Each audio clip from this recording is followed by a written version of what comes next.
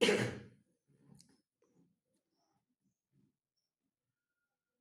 Students. आज हम लोग सेक्शन सी का पार्ट 1 टाइप्स ऑफ ड्रामा पढ़ेंगे। ठीक है, तो इसमें फर्स्ट अपना पार्ट है, फर्स्ट टाइप है tragedy. Tragedy, what is tragedy?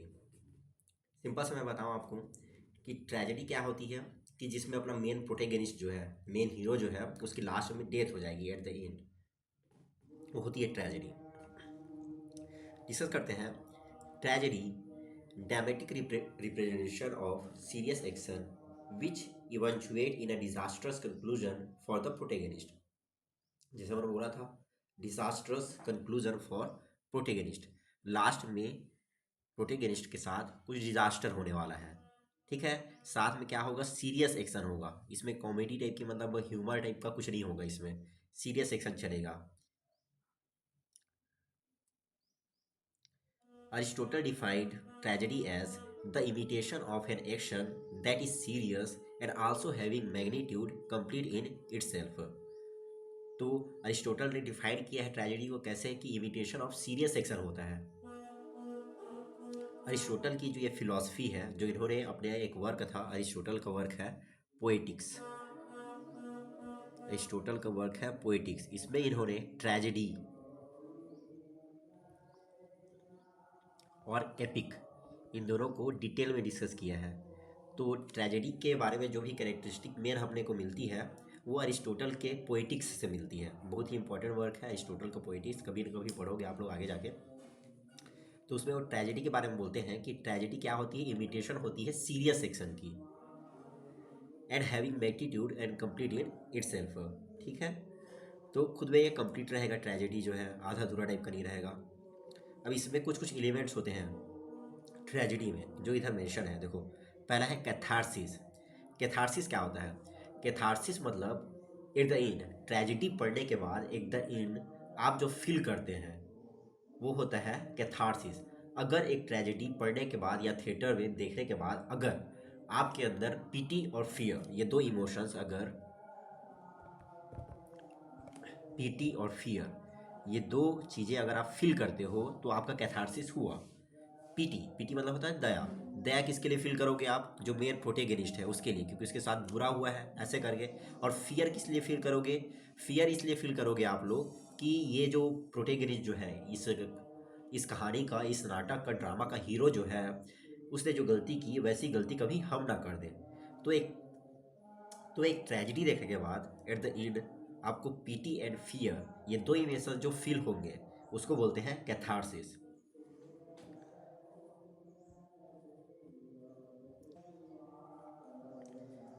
Next है हेमेर्सिया। हेमेर्सिया का मीनिंग देखो, मैंने क्या लिखा है, tragic flaw. Tragic flaw means, देखो, एक जो प्रोटेगनिस्ट है, एट द एंड क्या होगी, उसकी डेथ हो जाएगी या फिर डिजास्टर्स कंक्लूजन पे पहुंचेगा। तो कुछ ना कुछ स्टोरी में चलते चलते कुछ एक चीज़ ऐसी होगी, कुछ एक चीज़ जो अपना प्रोटेगनिस्ट है ऐसी कमिट करेगा, गलती करेगा। फ्ला मतलब होती है गलती, ऐसी गलती करेगा जिसके कारण उसका एंड होता है। उस गलती को अपन लोग बोलते हैं tragic flaw. One common form of hamartia is hubris. अब देखो, हेमेर्सिया को कुछ फॉर्म दिया हुआ है। ह्यूब्रिस, ह्यूब्रिस क्या होता है? मीन्स प्राइड और ओवरवेलमिंग सेल्फ कॉन्फिडेंस। तो ह्यूब्रिस जो है एक कॉमन फॉर्म है, इसका मतलब होता है प्राइड। मोस्टली देखो, हीरो है, प्रोटेगनिस्ट है, उसमें बहुत सारी क्वालिटीज़ होंगी। तो अगर वो प्राइड फील कर रहा है तो वही उसका एंड का कारण होगा एट द एंड। तो ये कॉमन है। ह्यूब्रिस क्या है, मतलब ये हेमेर्सिया का टाइप है। ठीक है, प्राइड, किसी ने अपने ऊपर ज़्यादा प्राइड रखा हुआ है तो एट द एंड उसकी डेथ हो जाएगी, डिजास्टर कंक्लूजन पे पहुंचेगा। ऐसे और भी बहुत टाइप है हेमेर्सिया के। हेमेर्सिया मतलब ट्रैजिक फ्लॉ, ये याद रखना बस। Catharsis, purgation of emotions, pity and fear feel करना। फिर है anagnorisis. Anagnorisis, discovery of the fact hitherto unknown to the hero. अगर एक ट्रेजेडी में कुछ मिस्ट्री छुपी हुई है जो हीरो को पता नहीं है, प्रोटेगनिस्ट को, और एट द एंड या फिर मिडिल ऑफ द ट्रेजेडी पता चलती है उसको, तो उससे क्या होना, ज्ञान होना, ठीक है, उस चीज़ का पता चलना, किसी मिस्ट्री का प्रोटेगनिस्ट को पता चलना, उसको बोलते हैं anagnorisis. Anagnorisis discovery of the fact, anagnorisis discovery of the fact. फिर है peripeteia. What is peripeteia? Peripeteia reversal in his fortune from happiness to disaster. जब क्या होगा, अपने प्रोटेगनिस्ट का जो लक है या फिर उसकी जो फॉर्चून है, फॉर्चून मतलब भाग्य होता है, पहले तो ट्रेजेडी में सब चीज़ें अच्छी चलती रहेंगी, फिर वो क्या करेगा, ट्रैजिक फ्लॉ कमिट करेगा। ट्रैजिक फ्लॉ कमिट किया तो कुछ ना कुछ चीज़ के लिए क्या होगा, लेकिन ट्रैजिक फ्लॉ कमिट करते ही उसके साथ बुरा नहीं होगा, कभी तो आएगा थोड़ी आगे चल के उसको पता चलेगा कि मैंने गलत किया, और उसके साथ फिर क्या होगा, गलत होना स्टार्ट होगा। उस वाले पॉइंट को बोलते हैं, जब क्या होगा, उसकी जो लाइफ है पूरी चेंज हो जाएगी, बदलने लगेगी, हैप्पीनेस से डिजास्टर की ओर जाएगी, उसको बोलते हैं peripeteia. Anagnorisis discovery of the fact, peripeteia reversal of his fortune, catharsis purgation of emotion, hamartia tragic flaw. ठीक है। फिर एक और टाइप है यहाँ पे medieval tragedy. What are the medieval tragedy? Story of a person of high status. Tragedy, tragedy का ही पार्ट है मिडिवल ट्रेजेडी, ठीक है, ट्रेजेडी का भी मेन पार्ट है, ये बोल सकते हैं। ट्रेजेडी में जो पर्सन्स होंगे ना, कैरेक्टर्स होंगे, हमेशा राजा महाराजा या फिर प्रीवी काउंसिलर ऐसे होंगे, हाई क्लास के। तो मिडिल क्लास पीपल नहीं होंगे इसमें, जो कैरेक्टर्स होंगे, कैरेक्टर्स क्या होंगे, राजा महाराजा वॉरियर ऐसे होंगे ट्रेजेडीज में। तो story of a person of a high status from prosperity to wretchedhood, मतलब वही है कि अगर राजा महाराजा है तो अपना जो सम्मान है, प्रॉस्पेरिटी है या फिर फॉर्चून है, उसको कैसे एक जगह से दूसरे जगह तक शिफ्ट होता है, मतलब अमीर से कैसे गरीब बनता है, ऐसी कोई कहानी होगी, वो मिडिवल ट्रेजेडी का पार्ट है। Unpredictable turn off wheel of Fortune, वही मैंने बताया, भाग्य का चेंज होना मिडिवल ट्रेजेडी में, ये पार्ट है। फिर एक और पार्ट है सेनेकंड ट्रेजेडी, ठीक है, टाइप है समझो, ट्रेजेडी का टाइप है, पहले मिडिवल ट्रेजेडी क्या क्या चीज़ें थी डिस्कस कर ली, फिर सेनेकंड ट्रेजेडी। एक राइटर थे सेनेका, तो सेनेका ने जो ट्रेजेडी लिखी उससे इंस्पायर होकर जो ट्रेजेडीज लिखी गई आगे, उसको बोलते हैं Senecan tragedy. Written to be recited rather than acted, ठीक। तो सेनेकंड ट्रेजेडी कैसी ट्रेजेडीज होती हैं, जो खाली पढ़ने के लिए होती हैं, एक्ट करने के लिए नहीं होती। हम लोग ने पढ़ा कि ड्रामा जो होता है थिएटर में एक्ट किया जाता है, लेकिन सेनेकंड ट्रेजेडी ऐसी ट्रेजेडीज होती हैं जिनको बस पढ़ना है, ठीक है, एक्ट नहीं करना है। Organised 5 act play with a complete plot, 5 act play होंगे, पूछेगा आपसे how many acts are there in Senecan tragedy, तो you have to answer that in a Senecan tragedy there will be 5 act. Okay, most of the जो tragedies होती हैं उसमें 5 act ही होते हैं। अगर आपको जैसे तुक्का मारना है कितनी ट्रेजेडी कितने एक्ट हैं बोल के, किसी भी वो में आपको आइडिया नहीं लग रहा है, तो आप ये मार सकते हो अगर निगेटिव मार्किंग नहीं है तो। Organised 5 act play with complete plot, पूरी तरह से कंप्लीट होगा, प्लॉट खत्म होगा, मतलब कहानी। Elaborately formal style of dialogues, formal style होगा, ठीक है, मतलब अच्छे किस्म का लैंग्वेज यूज़ होगा सेनेकंड ट्रेजेडी में। Two main lines of development, क्या है डेवलपमेंट की टू मेन लाइन्स क्या होंगी, कैसे कैसे डेवलप होगा अपना सेनेकंड ट्रेजेडी। पहला academic tragedies, two main lines of development, मतलब कैसे डेवलप हुआ सेनेकंड ट्रेजेडी, ये है एकेडमिक ट्रेजेडीज और रिवेंज ट्रेजेडीज, ठीक है। सेनेकंड ट्रेजेडीज को फर्दर हम लोगों ने 2 पार्ट्स में डिवाइड किया है। पहला academic tragedies, close imitation of Senecan drama, Senecan जो ट्रेजेडीज है उसको अच्छे से फॉलो किया है इसने। यूज़ ऑफ कोरस, कोरस का यूज़ होगा, ये इंपॉर्टेंट है, कोरस का यूज़ किस में होगा, एकेडमिक ट्रेजेडीज में। According to rules of 3 unities, 3 unities, 3 unities of drama होता है, ठीक है, 3 यूनिटीज़, 3 यूनिटीज़, ये 3 यूनिटीज़ जो है इसको भी अपने जो अरिस्टोटल है इन्होंने दिया था, पोएटिक्स में 3 unities of drama. 3 unities of drama क्या क्या है, unity of place,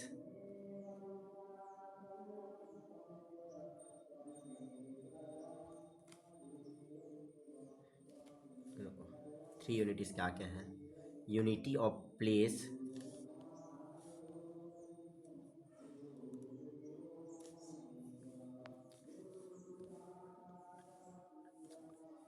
unity of place, action and time,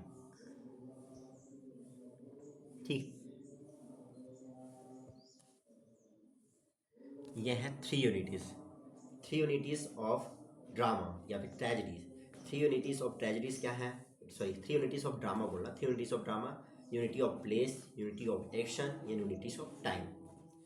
तो टाइम में बोलते हैं कि एक ड्रामा ऐसा होना चाहिए कि परफेक्ट टाइम में ख़त्म हो जाए, ये बोलते हैं। ठीक है, ये यूनिटी क्या बोलता है कि एक ड्रामा इतना लंबा नहीं होना चाहिए कि ज़्यादा टाइम टेकिंग रहे, एक दिन में ख़त्म हो जाए ऐसा होना चाहिए टाइम। एक्शन, एक्शन एक टाइम में जो एक्ट हो रहा है, एक्शन एक्ट जो हो रहा है उसमें एक से ज़्यादा चीज़ें नहीं चलनी चाहिए, मतलब एक टाइम पे एक एक्ट होना चाहिए। एक से ज़्यादा एक्ट को अपन लोग एक थिएटर में ऐसे रिप्रेजेंट नहीं कर सकते। यह है यूनिटी ऑफ एक्शन। साथ में यूनिटी ऑफ प्लेस, तो बोलते हैं कि जो सेटिंग है अपने ड्रामा की, वो ज़्यादा प्लेसेस में नहीं रखनी चाहिए। ज़्यादा प्लेसेस में रखने में, थिएटर में रिप्रेजेंट करने में प्रॉब्लम होगा। तो unity of place, unity of place, action and time given by Aristotle. ठीक, तो यूनिट इसमें क्या होगा, एकेडमिक ओ में कोरस का यूज़ होगा, थ्री यूनिटीज़ को फॉलो करेगा। थॉमस सेक्विल एंड थॉमस नॉर्टन्स गोरबुडक, ये एग्जाम्पल है। ठीक है, थॉमस सेक्विल और थॉमस नॉर्टन ने गोरबुडक लिखा था 1562 में, ये एग्जाम्पल है। और इसी को फर्स्ट ट्रेजेडी कंसिडर करते हैं, गोरबुडक को। गोरबुडक इसको क्या कंसिडर करते हैं, first tragedy. First English tragedy कौन सी है, गोरबुडक। ठीक है, फर्स्ट इंग्लिश ट्रेजेडी कौन सी है, गोरबुडक, पब्लिश्ड इन 1562। गोरबुडक 1562 में पब्लिश हुआ। एकेडमिक ट्रेजेडी किसने लिखा, थॉमस सेक्विल एंड थॉमस नॉर्टन ने। फिर एक टाइप है ट्रेजेडी का, रिवेंज ट्रेजेडी या फिर ट्रेजेडी ऑफ ब्लड बोलते हैं। इसमें क्या क्या होगा, देखो पता चल रहा है, रिवेंज मतलब बदला, ब्लड बोलते हैं मतलब मर्डर होगा, रिवेंज होगा, घोस्ट वगैरह अपीयर होंगे, भूत वगैरह आएगा, म्यूटिटेशन होगा मतलब छोटे बच्चों को भी मारेंगे, कार्नेज होगा। थॉमस किड की द स्पेनिश ट्रेजेडी, ये इंपॉर्टेंट है और यही एग्जाम्पल है रिवेंज ट्रेजेडी का। थॉमस किड ने क्या लिखा, द स्पेनिश ट्रेजेडी 1586, ये आपको याद रहना चाहिए विद द पब्लिकेशन इस ईयर। जैसे गोरबुडक 1562, the Spanish tragedy by Thomas kid, published in 1586। बहुत बार आ चुका है इसका पब्लिकेशन या पूछने के लिए मल्टीपल ऑफ एग्जाम्स में। फिर है bourgeoisie or domestic tragedy. What are bourgeoisie or domestic tragedy. Domestic मतलब घर वगैरह से रिलेटेड, बोर्जुआजी जी मतलब हाई क्लास पीपल। प्रोस के फॉर्म में लिखा जाता है, ये वाला जो पार्ट है प्रोस के फॉर्म में लिखा जाएगा। Presented protagonist from the middle class, मैंने पहले ही बोला डोमेस्टिक है मतलब मिडिल क्लास पीपल होगा, middle lower class society. Ranks who suffer from domestic disaster. ठीक है, तो यहाँ पे अपनी जो ट्रेजेडी है ये खत्म हुई, ट्रेजेडी। ठीक है, अब आगे बढ़ते हैं। Then next type of drama, comedy. Comedy मतलब कॉमेडी, हंसी मजाक। A fictional work in which the materials are selected and managed family in order to interest and amuse you. जिसमें जो मटेरियल्स हैं ऐसे चूज़ किए जाते हैं, ऐसे मैनेज किए जाते हैं जो आपको इंटरेस्ट दिलाए, आपको अम्यूज़ करे, रोमांचित करे, आपका मनोरंजन करे। फिर इसकी टाइप्स हैं, romantic comedy. Romantic comedy developed by Elizabethan dramatist on the model of contemporary pros romance. उस समय प्रोस रोमांस लिखे जाते थे, उसी मॉडल को फॉलो करके एलिजाबेथन ड्रामेटिस्ट द्वारा रोमांटिक कॉमेडीज लिखी गई। रोमांटिक है मतलब लव अफेयर होगा, एक हीरो होगी एक हीरोइन होगी, एक थे राजा एक थी रानी, दोनों मर गई, खत्म कहानी, ऐसा टाइप का। Beautiful and engaging heroine, heroine जो होगी वो बहुत ज़्यादा ब्यूटीफुल होगी, इंगेजिंग होगी। लव अफेयर तो होगा ही, रोमांस है तो romantic comedy.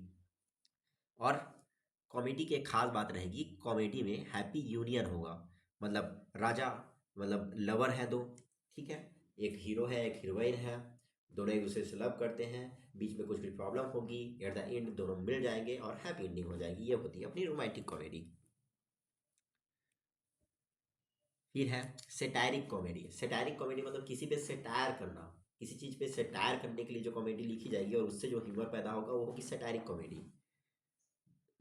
Ridicule political policy और फिलोसफिकल डॉक्ट्राइन, मतलब पर्टिकुलर पॉलिटिकल पॉलिसी जो उस समय चल रही है उसको रिडिक्यूल करने के लिए, या फिर कोई फिलॉसफी है जिसको ज़्यादा लोग फॉलो कर रहे हैं जो ठीक नहीं है, उस पर मतलब कटाक्ष करने के लिए ये चीज़ कॉमेडी लिखी जाएगी।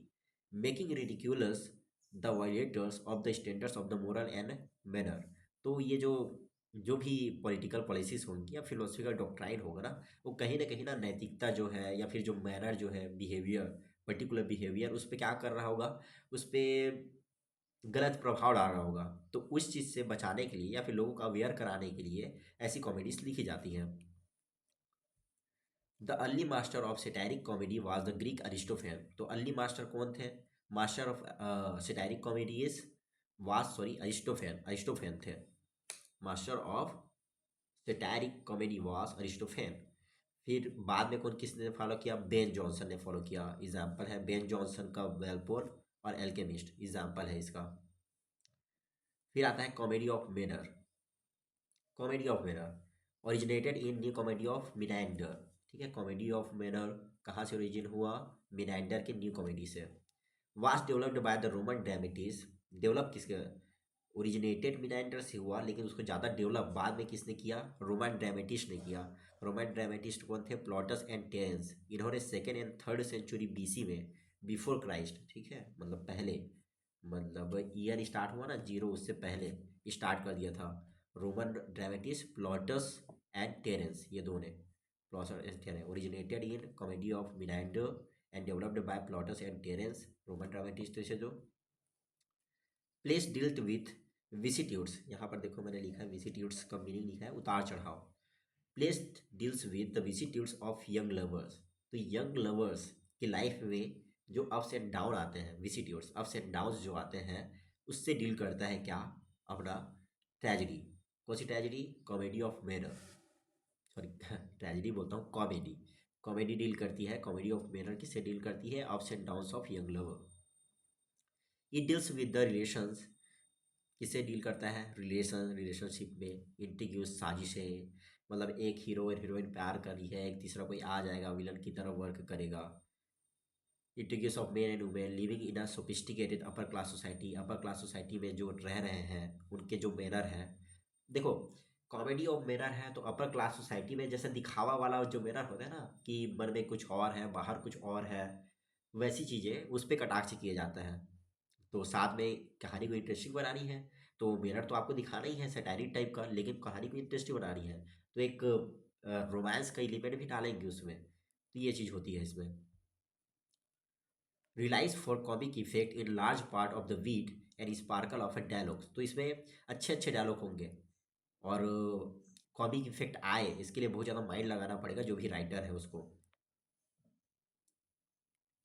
In English, comedy of manner was early exemplified by Shakespeare, Love Level, Lost and Much Ado About Nothing। तो इंग्लिश में कैसे कॉमेडी ऑफ मेनर आया? शेक्सपियर ने लव लेवल, लॉस्ट और मच अडू अबाउट नथिंग, ये दो वर्क लिख के कॉमेडी ऑफ मेनर को इंग्लिश में लाया। बहुत अच्छे एग्जाम्पल हैं इंग्लिश कॉमेडी ऑफ मेनर के। Given in high polish in restoration period. फिर रेस्टोरेशन में भी बहुत सारे ड्रामा लिखे गए, तो रेस्टोरेशन पीरियड में ज़्यादा इसका वो हुआ। शुरू शुरू में इन्होंने मतलब वो किया, सबसे ज़्यादा कॉमेडी ऑफ मिरर के वर्क रेस्टोरेशन पीरियड में लिखे गए। ये कुछ कुछ वो एग्जाम्पल है। The way of the world बहुत ज़्यादा important work, the way of the world 1700 में लिखा विलियम कॉन्ग्रियो ने, the way of the world. Millamant, Mirabell ऐसे कैरेक्टर है इसमें। The country wife 1675 by William Wycherley. The way of the world 1700। The country wife 1675 by William वाइचरली। She stoops to conquer 1773 by Oliver Goldsmith. ये अपने में mention भी है syllabus में पढ़ने के लिए। She stoops to conquer 1773 by Oliver Goldsmith.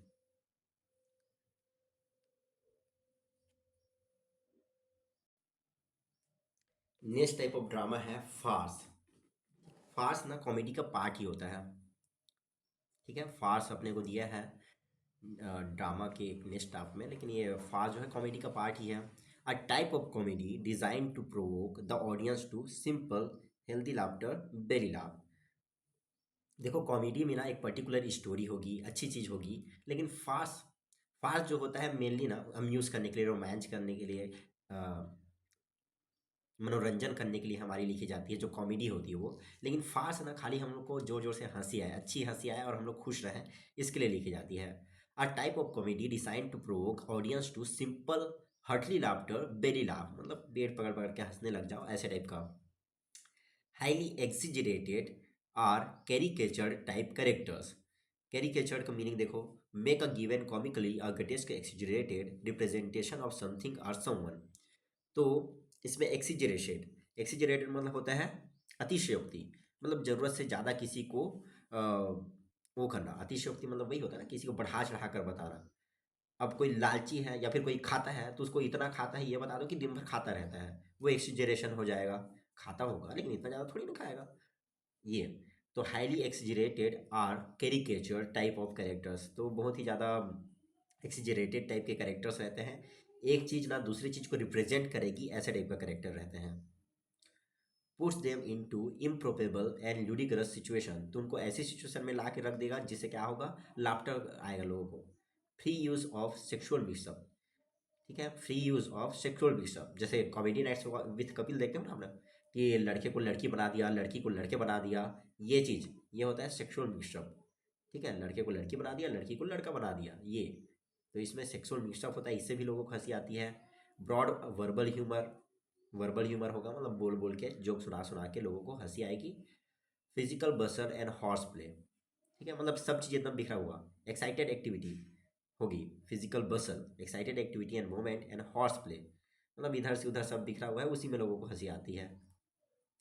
Fars was component in comic episodes in medieval miracle play, तो पहले ना मिरेकल प्ले लिखे जाते थे। मिरेकल मतलब होता है जादू, तो जादू कौन दिखाएगा, सेंट लोग दिखाएंगे। तो पहले मिडिवल टाइम पे तीन टाइप के ना प्ले लिखे जाते थे। एक होता है मोरेलिटी प्ले, मोरेलिटी प्ले, एक होता है मिरेकल प्ले जो यहाँ लिखा है, और मिरेकल प्ले, और एक होता है मिस्ट्री प्ले, मिस्ट्री प्ले। ठीक, सबसे शुरू में ये वाला वर्क लिखा जाता था मिस्ट्री प्ले, ये पूरा तरह से ना बाइबल पे बेस्ड रहता था मिस्ट्री प्ले। फिर आया फिर आया मिरेकल प्ले। मिरेकल प्ले जो होता था, लाइफ ऑफ सेंट, सेंट के जो बड़े बड़े सेंट हुए ना उनकी लाइफ पे बेस्ड रहता था मिरेकल प्ले। और मोरेलिटी प्ले फिर उससे बाद में आया। मोरेलिटी प्ले में बाइबल और सेंट की लाइफ दोनों से कंटेंट लेकर हम लोग को मोरालिटी, मोरल वैल्यूज सिखाने के लिए जो चीज़ें रहती थी इस पे बेस्ड रहती थी। तो ये तीन टाइप के जो प्लेस हैं शुरू शुरू में लिखे जाते थे, triple M, morality, miracle and mystery. Mystery Bible से रिलेटेड रहेगा, मिरेकल सेंट की लाइफ से रिलेटेड रहेगा, और मोरेलिटी मोरल सिखाएगी। तो इसके एग्जाम्पल देखो फार्स के, मतलब बीच बीच में यूज़ करते थे इसको कॉमिक इफेक्ट डालने के लिए, मिडिवल प्ले में यूज़ करते थे, मिरेकल प्ले में।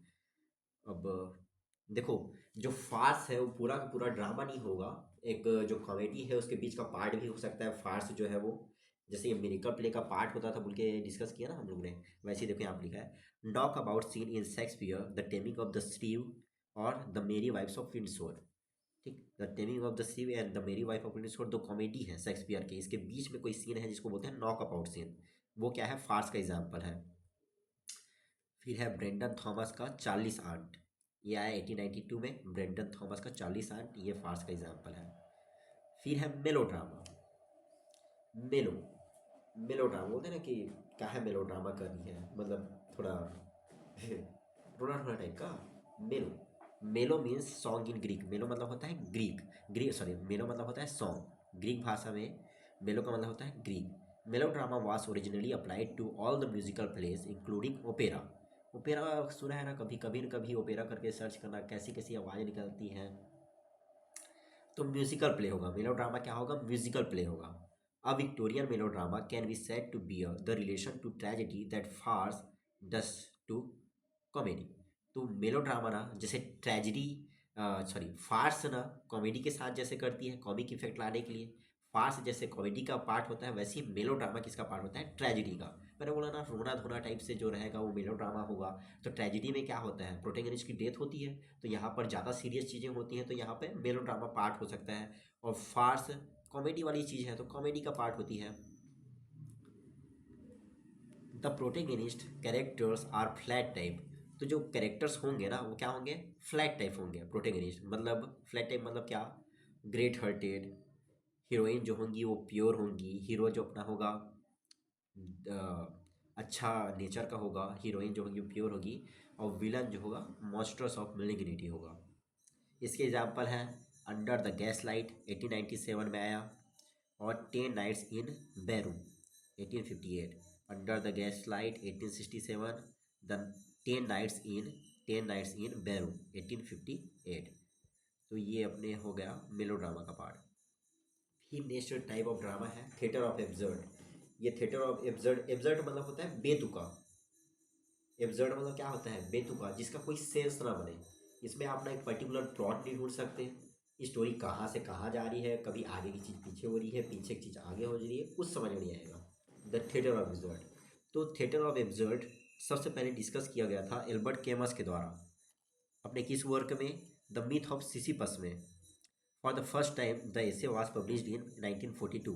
द मिथ ऑफ सिसिफस आया 1942 में एल्बर्ट कैमस के द्वारा, जिसमें उन्हें द मिथ ऑफ सिसिफस, आपने एक इमेज ऐसी देखी होगी कभी ना कभी कहीं पर ऐसे, ये पर्वत है, तो ये है बोल्डर, ठीक है, बहुत बड़ा पत्थर है, इसको एक पर्सन जो है ऐसे हाथों से अपने धक्का दे रहा है। मतलब क्या काम कर रहा है ये, अच्छे से नहीं भर रहा मेरे से। ये पत्थर है, इसको एक पर्सन, ये पर्टिकुलर पर्सन जो है अपने हाथों से धक्का दे रहा है। इसमें ना जो सिसिपस रहता है उसको असल में एक श्राप मिला रहता है कि वो ये पत्थर जो है उसको बार बार ऊपर ले जाएगा, यहाँ पर ऊपर लाया, फिर यहाँ नीचे आ जाएगा, फिर यहाँ से ऊपर ले जाएगा, बस यही काम करते रहता है। मतलब उसका कुछ सेंस है क्या ना, कोई सेंस नहीं है, बेतुका चीज़ है जो वो कर रहे हैं। तो इसी चीज़ को थिएटर ऑफ एब्सर्ड में फॉलो किया जाता है कि बेतुकी चीज़ें करते हैं लोग। तो इसको फर्स्ट टाइम डिस्कस किसने किया, एल्बर्ट कैमस ने, किस वर्क में, द मिथ ऑफ सिसिफस जो आया था 1942 में। फिर the idea of absurdity was taken up by Martin Esslin. He coined the term the theater of absurd. ये इंपॉर्टेंट है। Who coined the term the theater of absurd? Martin Esslin. पूछेगा आपको first time जो theatre of absurd को discuss किसने किया, तो Albert कैमस ने, द मिथ ऑफ सिसिफस में 1942 में। और ये टर्म किसने कॉइन किया, who coin the term the theatre of absurd? This term is coined by Martin Esslin. Martin Esslin ने अपना एक बुक लिखा था द थिएटर ऑफ एब्सर्ड, जो पब्लिश हुआ था 1961 में। इसमें इन्होंने ये टर्म कॉइन आउट किया, मार्टिन एस्लिन ने। Absurd theatre is a rejection of the convention of Aristotelian well made play. जैसे बताया ना, अरिस्टोटल ने बताया कि प्ले कैसी होनी चाहिए, थ्री यूनिटीज़ फॉलो होने चाहिए, एक पर्टिकुलर प्लॉट होना चाहिए, कैरेक्टर्स हाई रैंक के होने चाहिए, अगर ट्रेजिडी है तो, अगर अगर कॉमेडी है तो लोअर रैंक के होने चाहिए। ये सब चीज़ें इन्होंने दी थी। अरिस्टोटल ने बताया था कि एक अच्छी जो प्ले होता है कैसे होता है। तो इस चीज़ को रिजेक्ट करके, इसमें जितने भी कन्वेंशंस हैं उन सब चीज़ को रिजेक्ट करके जो थिएटर परफॉर्म किया जाता है, जो ड्रामा लिखा जाता है, वो होता है एब्सर्ड थिएटर। बेतुका चीज़ें, कोई पर्सन क्या कर रहा है, कब जो स्टोरी है वो स्टार्ट हुई, कब ख़त्म हुई, आपको पता नहीं चलेगा, और उसको देख के आपने क्या सीखा ये कुछ समझ में नहीं आएगा आपको। The theatre of absurd, it is not story that conveyed but an atmosphere of feeling and experience. यहाँ पर कोई स्टोरी नहीं सुनाई जाती। थिएटर ऑफ एब्सर्ड में एक ड्रामा को देख के आपको कुछ, कोई स्टोरी का पता चला, इसके बाद ये हुआ, इसके बाद ये हुआ, ये नहीं पता चला बस। लेकिन जो कैरेक्टर चीज़ें कर रहे हैं ना, उससे आप अगर रिलेट करें अपने आप को, तो एक कुछ फीलिंग और एक्सपीरियंस होगा, जिससे आप कुछ ना कुछ सीखेंगे, आपको पता चलेगा। फिर इसके मेन राइटर हैं इस थिएटर ऑफ विजर्ड में लिखने वाले, सैमुअल बेकेट। इनका सबसे अच्छा वर्क है सैमुअल बेकेट का waiting for Godot. Samuel Beckett का लाइफ स्पैन है 1906 to 1989। He used French institute of English. तो पहले वो फ्रेंच यूज़ करते थे, इंग्लिश की जगह फ्रेंच ही यूज़ करते थे। फ्रेंच में लिखे हैं उन्होंने अपने ड्रामा को। He creates absurdity in his works by noises, मतलब नॉइसेस क्रिएट करके, इधर उधर बेतुकी चीज़ें करके, इधर उधर अजीब अजीब टाइप की चीज़ें करके, डायलॉग्स के थ्रू वो क्या करते थे, एब्सर्डिटी, बेतुकापन क्रिएट करते थे।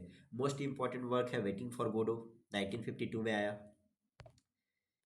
We can divide his works in before and after waiting for Godot. तो उनके जो वर्क्स हैं ना, जितने भी वर्क हैं, उनको हम लोग before and after waiting for Godot करके डिवाइड कर सकते हैं। पहले तो वो ट्रेडिशनल फॉर्म को फॉलो करते थे अरिस्टोटल वाला, लेकिन waiting for Godot theatre of absurd में जैसे ही उन्होंने लिखा ना, उसके बाद एक्सपेरिमेंटल चीज़ें, नई नई चीज़ें करनी स्टार्ट की उन्होंने। थिएटर ऑफ एब्सर्ड के मेन और अदर वर्क्स हैं जो अपने सैमुअल बेकेट ने लिखे waiting for Godot 1952, endgame 1957 and happy days 1961। और अदर वर्क्स हैं इनके, मतलब नॉवेल्स हैं ये नॉवेल वर्क है। Murphy, Molloy, Malone dies, Murphy 1938, Malone, Molloy 1951, Malone dies 1951, the unnamable 1953। इस ट्रेंड के एक और इम्पोर्टेंट राइटर है हैरोल्ड पिंटर। ये Harold Pinter life span 1930 to 2008। ये इनको नोबेल प्राइज भी मिला था 2005 में। ठीक है, यहाँ पे दिख नहीं रहा, 2005 में नोबेल प्राइज मिला था हैरोल्ड पिंटर को। He created absurdity in his work by silence, paranoia and menace. वो किसके थ्रू करते थे? नॉइसेस के थ्रू। ये साइलेंस के थ्रू, साइलेंस, पैरानोइया एंड विनेंस इसके थ्रू करते थे। साइलेंस मतलब कि जैसे उसमें बहुत ज़्यादा हल्ला हो रहा है जिसके कारण चीज़ें हो रही है ना, यहाँ पे हम लोग कैरेक्टर को देख रहे हैं, कोई कुछ कर ही नहीं रहा है, बस बैठे हुए हैं, बस देख रहे हैं अपन लोग बैठे हुए हैं, इसके थ्रू एब्सर्डिटी क्रिएट होती है। His work are also called comedy of menace. तो इनके वर्क को क्या बोले जाते हैं? कॉमेडी ऑफ मिरेंस भी बोलते हैं। इनके मेन मेन वर्क क्या है?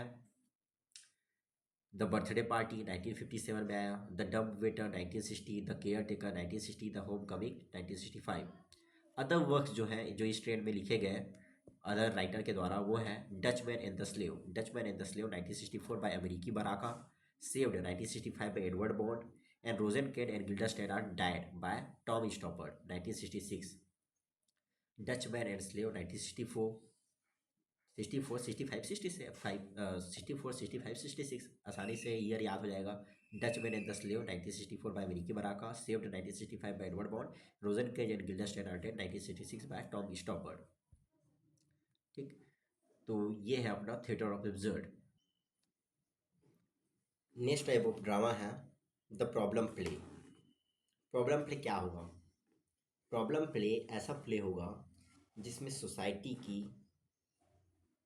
से रिलेटेड कोई ना कोई जो प्रॉब्लम चल रही होगी, पर्टिकुलर प्रॉब्लम, उस चीज़ को दिखाने के लिए क्या किया जाएगा? ये वर्क लिखे जाएगा।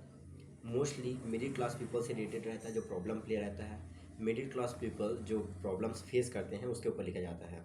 जैसे अभी क्या हो रही है, अनहैप्पी मैरिज लाइफ हो रहा है तो उससे रिलेटेड, वुमेन का एक्सप्लॉइटेशन हो रहा है उससे रिलेटेड, चाइल्ड लेबर हो रहा है उससे रिलेटेड, ये सब चीज़ें जो लोग शो करें।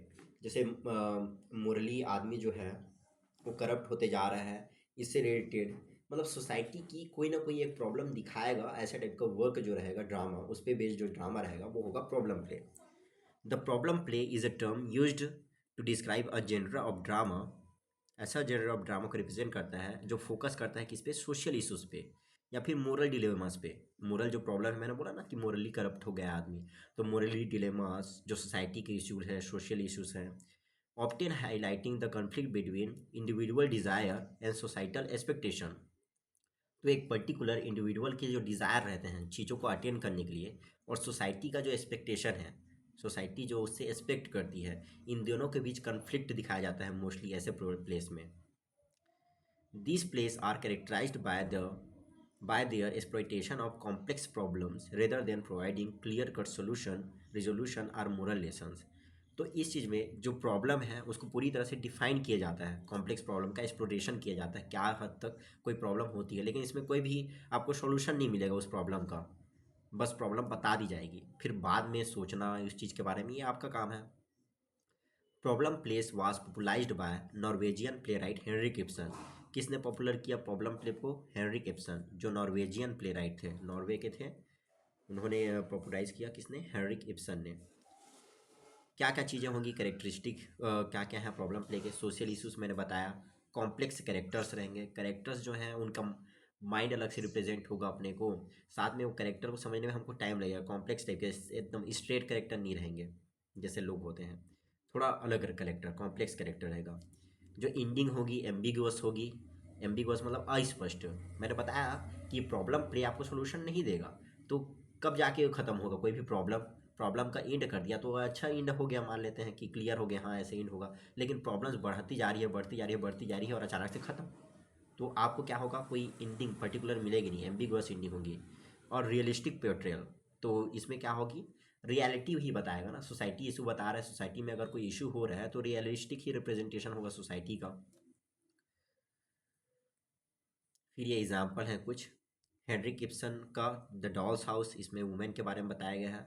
अ play addresses issues of gender role, marital expectation, marriage के बाद क्या क्या एक्सपेक्टेशन होती है, एक वुमेन का एक मैन का क्या क्या रोल है सोसाइटी में। इसमें स्ट्रगल करती है नोरा हेल्मर, जो इसकी मेन प्रोटेगनिस्ट हैं, who confers the limitation placed on her by society and her marriage. तो मैरिज और मैरिज के बाद एक वुमेन पे जो बाउंडेशन रख जाती है, उसको चीज़ को यहाँ पे एक्सप्लेन किया है, एक्सप्लोर किया है हेनरिक गिब्सन ने। ये वाला प्रॉब्लम डिस्कस किया है। An enemy of the people, ये भी हेनरिक गिब्सन का वर्क है। ये डील करता है conflict between individual integrity and the pressure of public opinion. फिर से वही कि पब्लिक हमसे क्या एक्सपेक्टेशन रखती है और हमारी जो इंटीग्रिटी है वो कैसे हम लोग सेव कर सकें इस पे। Focusing on doctor stockman struggle against the towns corruption and the moral implication of his action. तो मतलब एक पर्सन जो मोरल है, अभी क्या हो गई, सोसाइटी पूरी तरह से करप्ट हो गई है। जैसे मान लेते हैं आप कोई ऑफिस ज्वाइन करते हैं, उस ऑफिस में हर एक पर्सन करप्ट है, आपके सीनियर भी करप्ट है, आपके जूनियर भी करप्ट है। अब आप गए हो, आप ईमानदारी से काम कर रहे हो, तो आपको टॉर्चर किया जाएगा कि इसकी वजह से हमारी चीज़ें नहीं हो पा रही हैं। इस चीज़ को किसने डिस्कस किया है? हैरी किप्सन ने the Nemi of the people में। फिर चैन जॉन एक वर्क है, ये इसको बाय जॉर्ज बर्नार्ड शॉ ने लिखा है। ये नेशनलिज्म, रिलीजियन, जेंडर रोल, इन सभी चीज़ों पर फोकस्ड है। ये हो गया अपना प्रॉब्लम प्ले। ठीक है, पर्टिकुलर प्रॉब्लम को डिस्कस करेगा सोसाइटी की, वो होगी problem play.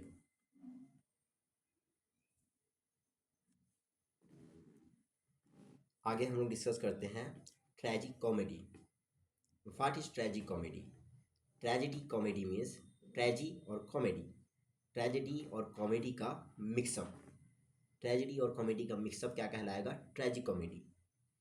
A type of Elizabethan and Jacobean drama which intermingled the standard characters, subject matter, typical plot form of tragedy and comedy। तो ट्रेजेडी और कॉमेडी में उनके कैरेक्टर को लेकर, सब्जेक्ट मैटर को लेकर और प्लॉट को लेकर जितनी भी चीज़ें होती हैं उसको हम लोग इंटरमिंगल्ड कर दें, तो जो चीज़ बनेगी वो होगी ट्रेजिक कॉमेडी। ट्रेजेडी कॉमेडी में देखो, जैसे कैरेक्टर्स को मिक्सअप करना मतलब क्या? कैरेक्टर्स मैंने बताया कि ट्रेजेडी में हाई क्लास के होते हैं, कॉमेडी में लो क्लास के रहते हैं। तो ऐसी कॉमेडी बनाए जिसमें हाई क्लास का पीपल भी है, लो क्लास का पीपल भी है, तो क्या हो जाएगी? Tragic comedy. सब्जेक्ट मैटर हम लोग ने पढ़ा कि ट्रेजिक कॉमेडी क्या होता है? सीरियस होता है। और ये वाला जो है वो लो कॉमेडी कहे जाती। कॉमेडी जो है उसमें सीरियसनेस ज़्यादा नहीं होती, तो ह्यूमर होता है इसमें ज़्यादा। तो हम लोग ने सीरियसनेस भी रखे उसमें और कहीं कहीं पर ह्यूमर वाला एलिमेंट भी जानते हैं, तो क्या बन जाएगी? Tragic comedy. लास्ट में एट द एंड ट्रेजिडी में क्या होता है? जो पर्सन है उसकी डेथ हो जाती है, जो प्रोटेगनिस्ट है, वैसा डेथ ना हो, एक हैप्पी एंडिंग हो जाए। ट्रेजिडी तो होंगी, कुछ लोगों की डेथ होगी, लेकिन मेन प्रोटेगनिस्ट की डेथ नहीं होगी। तो इससे सब चीज़ें क्या हो जाएंगी? मैनेज हो जाएंगी। साथ में ट्रेजिक कॉमेडी जो है ना, रियलिटी बताता है लाइफ का, कि किसी भी पर्सन के लाइफ में खाली सुख सुख आएगा क्या, या फिर दुख दुख आएगा क्या? नहीं, किसी भी पर्सन के लाइफ में हैप्पीनेस, सैडनेस, ये दोनों चलती रहती है। कभी प्रॉब्लम्स होंगी, कभी सॉल्यूशन निकलेगा, कभी खुशी होगी, कभी दुख होगा। तो ये मेन रिप्रेजेंटेशन करता है ट्रेजिक कॉमेडी। अब की फीचर्स देखते हैं, क्या क्या फीचर हैं। सीरियस थीम्स होंगे, often deals with serious type के थीम से डील होगा। Often deals with important profound issues, जैसे लाइफ है, डेथ है, फेट है, मोरल डिलेमा से इससे डिस्कस होगा। लेकिन ह्यूमरस एलिमेंट्स भी होंगे।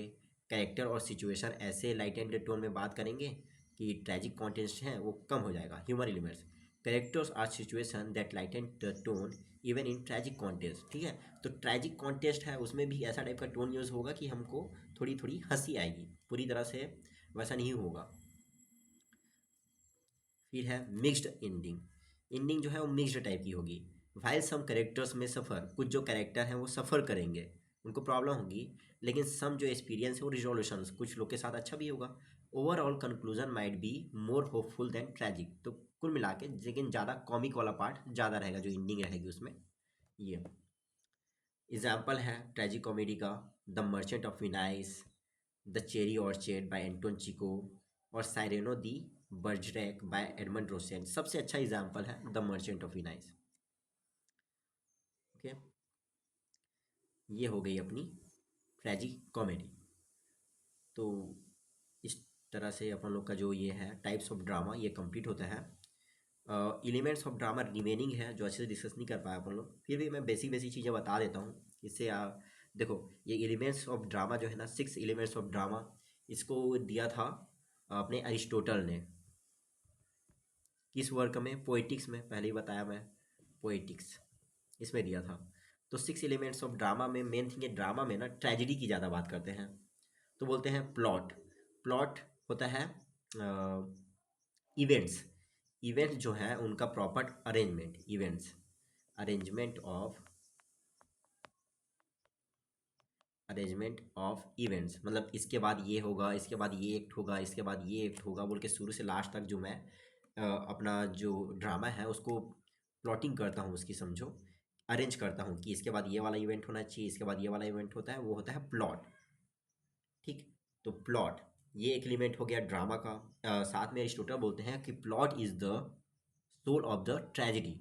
ट्रेजिडी मतलब ड्रामा समझ लो आप लोग, क्योंकि उस समय तक वो ट्रेजिडी के बारे में ही लिखे हुए थे। तो प्लॉट जो होता है वो क्या होता है? आत्मा होती है, soul of, plot is the soul of tragedy बोला है इन्होंने, सोल ऑफ ट्रेजिडी और सोल ऑफ ड्रामा। किसने बोला है? अरिस्टोटल ने बोला है। फिर कैरेक्टर्स, कैरेक्टर्स कैसे होने चाहिए? हाई क्लास के होने चाहिए, राजा होना चाहिए, वॉरियर होना चाहिए। जो कैरेक्टर होगा उसमें ट्रेजिडी में, अगर कॉमेडी है तो लो क्लास वाला होना चाहिए। उस टाइम पे उन्होंने ट्रेजिडी की ही बात की थी ना मेन थिंग, तो करेक्ट ट्रेजिडी के बारे में बताया कि जो हीरो होगा वो एक किंग होना चाहिए, हाई रैंक से होना चाहिए।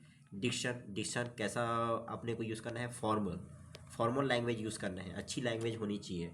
आप लिख रहे हो तो डिक्शन मतलब लैंग्वेज, और कॉमेडी लिख रहे हो तो इनफॉर्मल लैंग्वेज भी चलेगा। थॉट कैसे होने चाहिए? सीरियस होना चाहिए थॉट जो है वो, थॉट कैसे होने चाहिए? सीरियस होने चाहिए अगर ट्रेजिडी लिख रहे हो तो। और कॉमेडी लिखे हो तो लो क्लास भी चलेगा, जो आपका थॉट है वो ह्यूमर आए तब भी। म्यूज़िक, म्यूज़िक का यूज़ करना चाहिए एलिमेंट्स डालने के लिए, जैसे कोरस वगैरह का यूज़ होता था पहले थिएटर्स में। तो जैसे आप लोग देखते हो ना कि कोई पर्सन, ये मूवी में हम लोग देख रहे हैं, कोई पर्सन हीरो के साथ बुरा हुआ, हीरोइन छोड़ के चली गई, तो एक रोने धोने वाला सॉन्ग चल रहा है। तो वो सब भी हमारे अंदर कुछ चीज़ें क्रिएट करते हैं, हमारे अंदर इमोशंस क्रिएट करते हैं। तो वो एक अच्छा एलिमेंट है म्यूज़िक, जिसको हम लोग यूज़ कर सकते हैं थिएटर में, जो करते ही हैं अभी तक। तो ये भी है कि इम्पॉर्टेंट एलिमेंट है किसका? ड्रामा का। तो म्यूज़िक का यूज़ होना चाहिए। साथ में स्पेक्टिकल्स, स्पेक्टिकल्स जैसे आसपास की जो चीज़ें हैं, जैसे आप लोग देखोगे कि कोई पर्सन, हीरो जो है अगर खुश है तो आसपास रंगीन रंगीन चीज़ें दिखाई जाती हैं, फूलों का खिलना, पेड़ पौधे हरे भरे हैं ऐसा। और अगर हीरो क्या है? दुखी है, तो स्पेक्टेटर मतलब अलग जो चीज़ें हैं ना, लाइटनिंग वगैरह जो है, जो आपका एक एलिमेंट क्रिएट करती हैं, अच्छी एलिमेंट। अगर मान लेते हैं एक रोमांटिक सॉन्ग चल रहा है और मैं उसको एक बंजर सी ज़मीन पे दिखा रहा हूँ, तो कोई फीलिंग आएगी क्या? या फिर एक बेकार सी जगह पे दिखा रहा हूँ, जो चीज़ें यूज़ कर रहा हूँ, फूल की जगह मैं कद्दू यूज़ कर रहा हूँ, तो वो तो अच्छा थोड़ी लगेगा, नहीं लगेगा ना अच्छा। तो वो होती हैं स्पेक्टिकल्स, मतलब अलग से जो चीज़ें, एलिमेंट्स आप यूज़ करते हो एक ड्रामा को अच्छा करने के लिए। स्पेक्टिकल मतलब क्या होता है? चमक, सजाने के लिए जो चीज़ें की जाती हैं, ये चीज़। तो ये हैं 6 एलिमेंट्स ऑफ ड्रामा। मेरे ख्याल से इतना एक्सप्लेन करना काफ़ी है। अगर कुछ लगेगा एक्स्ट्रा तो क्लास में मैं एक्सप्लेन कर दूंगा। Okay, thank you.